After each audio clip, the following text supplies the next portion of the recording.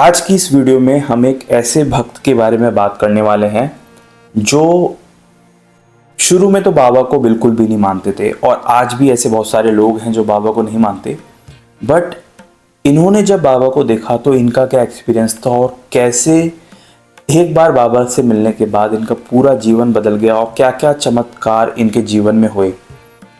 कहानी पुरानी है, 100 साल से ज़्यादा पुरानी है और इस कहानी में हमें एक भक्त के बारे में जानने को मिलता है जिनका नाम है केशव राव रामचंद्र प्रधान।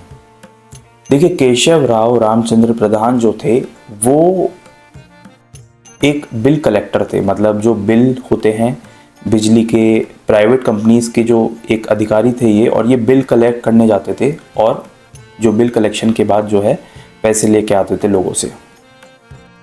अब होता ये था कि इन्होंने बाबा का नाम सुना था बट इन्होंने कभी ऐसा यकीन नहीं किया कि कौन साधु, कौन संत, कौन सी जगह है शिरडी। इनका हमेशा ऐसा ही रहता था। और यहाँ तक कि साईं बाबा इन्हीं अनेक जो साधु संत इनके सामने आते थे या इन्हें सुनने को मिलता था तो ये किसी पर भी यकीन नहीं करते थे और हमेशा कुछ ना कुछ बुरा भला कहते रहते थे। जो लोग किसी साधु या संत को मानते थे तो उनके बारे में ये बुरा भला कहना शुरू कर देते थे। अब हुआ ये कि कई सारे उनके जो दोस्त थे वो शिरडी जाया करते थे और अक्सर इनसे कहते थे कि तुम शिरडी जाकर देखो तो सही वहाँ कौन विराजमान है। जब तुम वहाँ जाओगे तो तुम्हारा जो भावना है, जो तुम्हारे विचार हैं वो बिल्कुल बदल जाएंगे। लेकिन कभी भी इन्होंने इस बात को सीरियसली नहीं लिया। बट एक ऐसे अवसर पड़ा जहाँ इनके फैमिली वाले और इनके फ्रेंड्स जो थे वो शिरडी जा रहे थे। तो उन्होंने इनसे कहा कि चलो इस बार तुम हमारे साथ चलो, क्योंकि जहाँ तुम्हारा बिल कलेक्शन का काम है, जैसे कि कोपरगांव हो गया, मनमाड़ हो गया, वो शिरडी से पास ही है। हम दर्शन कर लेंगे और तुम बिल कलेक्ट करके ले आना, और अगर तुम्हारी इच्छा हो तो वहाँ दर्शन कर लेना बाबा के, नहीं तो दूर बैठे रहना। फिर उन्होंने बोला कि चलो मैं चल देता हूँ, लेकिन मेरी एक शर्त है, और शर्त यह है कि तुम में से कोई भी मुझे फोर्स नहीं करेगा बाबा को प्रणाम करने के लिए। सब राजी हो गए और इस तरीके से सब शिरडी गए इनको लेकर। अब शिरडी में इन्होंने क्या किया, बिल कलेक्शन का काम पहले निपटाया, मनमाड़ गए, कोपरगांव गए, और ऐसे करते करते 2500 यानी कि 2500 रुपये इन्होंने कलेक्ट कर लिए। और ये बहुत खुश थे क्योंकि इस बार जो है जो बिल कलेक्शन हुआ था वो बहुत ज़्यादा हुआ था और इनके जो ऑफिसर्स हैं, जो कंपनी है, वो बहुत ज़्यादा खुश होती इनके काम से। ये सोच के इन्होंने अपनी दोनों पॉकेट्स में जो है अपने 2500 रुपये उस ज़माने में इकट्ठे करके रख लिए।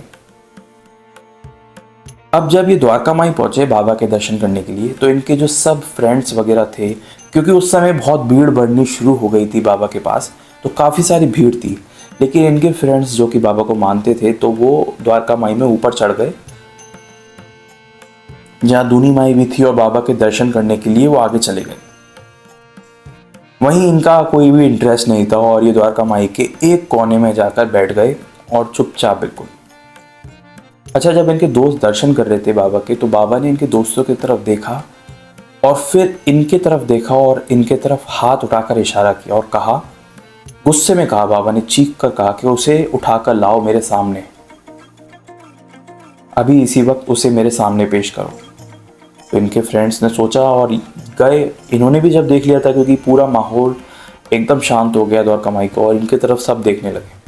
इनको उठा के लाया गया और जैसे ये बाबा के सामने आते हैं तो बाबा इनको खूब खरी खरी सुनाते हैं।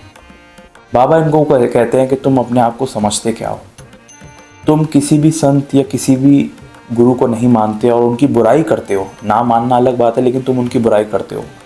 और ऐसे करते करते बाबा ने इन्हें 2-4 बातें सुना दी, अलग अलग बातें। और सोचने वाली बात यह है कि जो इनके साथ लोग आए थे उनको बुरा लग रहा था क्योंकि इनको डांट पड़ रही है, लेकिन जब ये वहाँ बाबा की डांट सुन रहे थे तो इनके दिमाग में हर वो बात स्ट्राइक कर रही थी जो इन्होंने किसी संत के बारे में बोली थी। और ये सोचकर हैरान थे कि बाबा हर जगह कैसे प्रेजेंट हो सकते हैं कि मेरी एक एक बात उन्हें मालूम है। इसका मतलब है कि वो हर जगह प्रेजेंट है, तभी तो उनको मेरी बात मालूम है। एक तरफ होता है कि ना मानना और दूसरी तरफ होता है कि मेरी हर बुराई वो जानते हैं, यानी कि मेरे दिल का हर राज उन्हें मालूम है। ये सोचकर वो हैरान थे, दंग थे, कुछ हद तक परेशान भी थे, लेकिन एक बात तय थी कि उनका विश्वास बाबा में बढ़ने लग गया था। और यही वो पल था जब उन्होंने झुककर बाबा को प्रणाम किया। तो सब उनके दोस्त देखकर हैरान थे कि ये बाबा को प्रणाम कैसे कर रहे हैं, जबकि इन्होंने मना किया था। प्रणाम करने के बाद बाबा ने इनसे दक्षिणा मांगी और इन्होंने बिना सोचे समझे अपनी राइट हैंड की पॉकेट में से पैसे निकाले और बाबा के चरणों में रख दिए। बाबा ने दक्षिणा और मांगी तो इन्होंने अपनी लेफ्ट पॉकेट में से पैसे निकाले और बाबा के सामने रख दिए। इस तरीके से जो 2500 रुपये इनको बिल कलेक्शन में मिले थे, इन्होंने बाबा को समर्पित कर दिए। अब शुरू होता है बाबा की लीला। बाबा ने क्या किया, इनको आशीर्वाद दिया और फिर ये कुछ दिन जब शिरडी में रुके तो अचानक से बाबा ने इनसे कहा कि तुम जाओ शिरडी से, तुमने दर्शन कर लिए। तब इनके दोस्त ने इनको समझाया कि क्योंकि बाबा की आज्ञा है तुम शिरडी से चले जाओ, तो इसलिए तुम जल्दी शिरडी से चले जाओ। लेकिन अब एक इनके सामने दुविधा खड़ी हो गई। ये सोच के परेशान थे कि जब सब पैसे बाबा ने ले लिए और अगर वो मेरे पैसे होते तो कोई बात नहीं थी, लेकिन मैंने जो बिल कलेक्ट करके पैसे इकट्ठे किए थे, ये वो पैसे थे। अब मैं ना वापस जा सकता क्योंकि मेरे पास वापस जाने के भी पैसे नहीं हैं, और अगर मैं वहाँ पहुँचा भी तो वहाँ अपनी कंपनी को क्या हिसाब दूंगा, पैसे कैसे दूंगा। खैर, जैसे ही जब ये स्टेशन पे पहुँचे तो कोई एक अनजान व्यक्ति इन्हें मिला और अनजान व्यक्ति ने इनके लिए एक टिकट खरीद लिया इनकी डेस्टिनेशन का, और इस तरीके से वो अपने घर पहुँच गए। लेकिन ये कंपनी में नहीं जा पा रहे थे क्योंकि इनके दिमाग में वही बात घूम रही थी कि अगर मेरे ऑफिसर्स ने मुझसे पैसे मांगे कि कितना बिल कलेक्शन हुआ है तो मैं क्या जवाब दूंगा। इस डर से ये ऑफिस ही नहीं गए। लेकिन कुछ दिनों बाद कि इनका जो ऑफिसर था वो खुद घर आ गया और इनसे बोलता है कि आप ऑफिस क्यों नहीं आ रहे। तो इन्होंने बोला कि बहुत बड़ा बिल कलेक्शन था, इस वजह से मैं लेट भी आया यहाँ पर, तो मैं नहीं आ पा रहा। तो इनका ऑफिसर मुस्कुराता और कहता है कि मैं तुमसे बहुत खुश हूँ, तुमने जो 2500 रुपये इकट्ठे किए थे और वो जमा कर दिए हमारे ऑफिस में, उससे हमारा पूरी ऑफिस की एजेंसी बहुत खुश है क्योंकि इतनी बड़ी कलेक्शन हमें आज तक नहीं हुई। अब ये सुनकर ये बिल्कुल हैरान हो गए। पहली बार हैरान शिरडी में बाबा के सामने हुए थे, दूसरी बार हैरान ये हुए कि जब मैंने 2500 रुपये बाबा को समर्पित कर दिए तो मैं कब गया इनकी एजेंसी में पैसे जमा करने। वहीं ऑफिसर इनसे खुश था क्योंकि 2500 रुपये इतनी बड़ी रकम उस ज़माने में इन्होंने इकट्ठी करके कंपनी को दी थी। और वही सोचकर ऑफिसर ने कहा कि तुमने बहुत मेहनत का और बहुत बड़ा काम किया है, इसलिए तुम छुट्टी डिज़र्व करते हो, तो इसलिए आराम से जब तुम्हारी इच्छा हो वो छुट्टी बिताकर ही हमारे ऑफिस आना।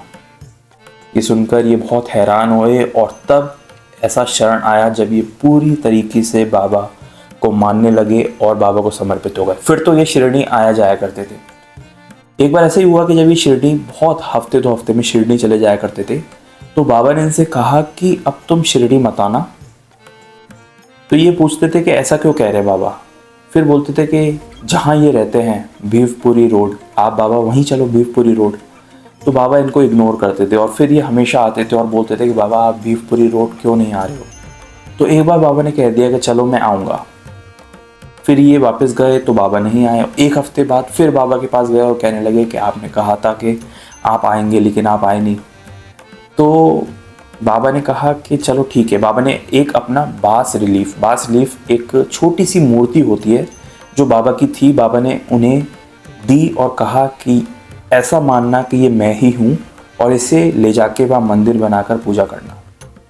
ये वहाँ ले गए, उसकी पूजा करनी शुरू की और कुछ इनके दिमाग में आया तो ये फिर से शिरडी आ गए। तो बाबा ने इन्हें डांटा और कहा कि मैंने तुम्हें कहा ना तुम बार बार शिरडी मत आया करो, मैं वही हूँ, उस मूर्ति में ही हूँ और दिल लगा के वहीं पूजा करो। उसके बाद ये वहाँ पर नदी से जल लेने बहुत दूर जाया करते थे और जल लेके आके बाबा का अभिषेक करते थे। और एक बार इन्होंने चाहा कि बाबा इसमें है या नहीं है, तो इन्होंने प्रश्न किया मूर्ति से कि क्या आप खुश होते हैं जब मैं इतना दूर जाकर जल लेके आता हूँ और आपको स्नान कराता हूँ, क्यों ना मैं यहीं पानी पास से ले आऊँ और आपका स्नान कराऊँ। जैसे भक्त की इच्छा वैसे ही बाबा कर देते हैं।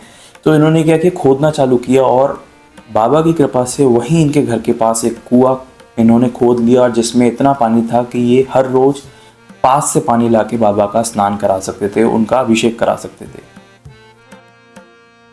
इनको जवाब दिया था बाबा ने कि वो वहीं, और इनके साथ ऐसे बहुत सारे एक्सपीरियंस हुए जो हम आने वाली वीडियोस में आगे भी बात करेंगे।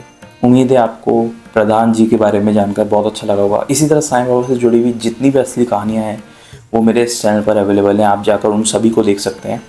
मैं साईं बाबा से जुड़ी हुई कहानी पढ़ता रहता हूँ, सुनता रहता हूँ और आपके लिए लाता रहता हूँ। मिलेंगे एक नेक्स्ट वीडियो में, तब तक के लिए ओम साई राम।